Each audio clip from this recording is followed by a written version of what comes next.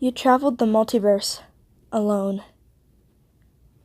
You'd look through AUs, find really good ones and really sad ones. The thing that made you most sad, though, was that you didn't have an AU. So, you'd look through AUs to make you happy. One day, a new AU popped up. The name was Dreamtail. You decided to visit this new AU you had found. As you looked at the AU, you noticed two skeletons. Both of them sort of looked like Sans from the original AU. One of them wore a lot of yellow. The other wore purple. The one in purple was reading a book under a tree, while the one in yellow was talking to people. You decided to go up to the one in purple because he seemed a little lonely. As you went up to him, you said, "Hello." He was startled for a second, but then looked around as if he didn't know who you were talking to. "Are you talking to me?" The skeleton in the purple says to you. You nod your head. "Oh, sorry. Hi there." You ask the skeleton what he's doing. "I'm reading a book. You're welcome to read with me if you want," he says. You say sure and then sit down beside the skeleton.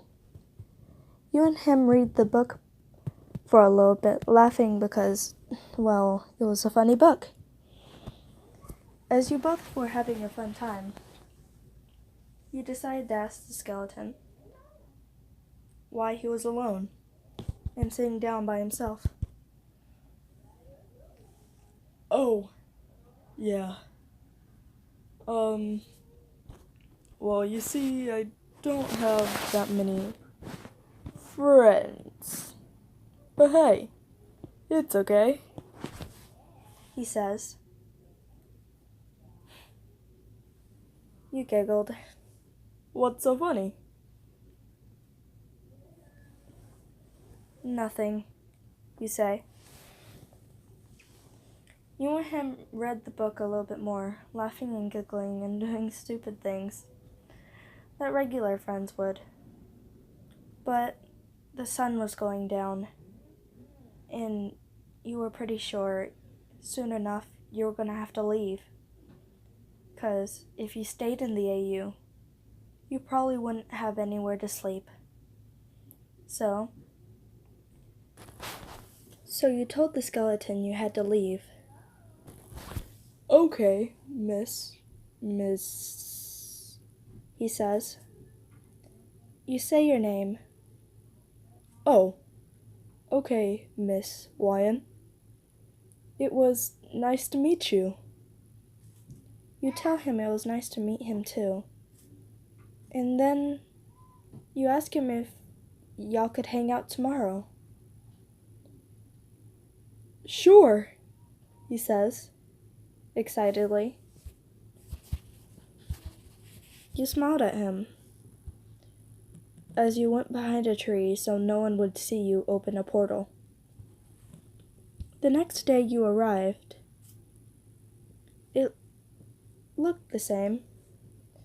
Nightmare was sitting behind a tree by himself. You were going to surprise him by jumping out and scaring him, but you noticed that some people were walking up to him. "Oh no," he says, seeing the people walking. He decides to walk away from the tree, but then a few people chuck some books at him. "Ow!"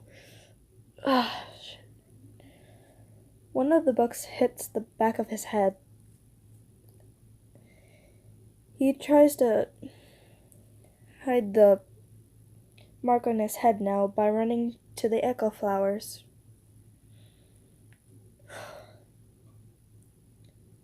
You saw all this happen. The only thing you really wanted to do was make sure those bullies would pay, but you knew that you had to go see Nightmare first. You could see him crying near the echo flowers as you stood beside him. Oh, it's just you. Sorry, I didn't see you there, he says. You try to give him a warm smile and tell him that what they did was wrong and that they shouldn't be doing that stuff.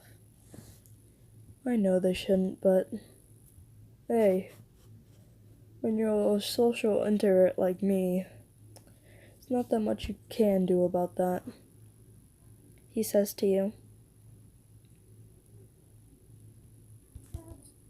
You gave him a frown for a second, but then said, "Hey, let's go get some ice cream or something," you say.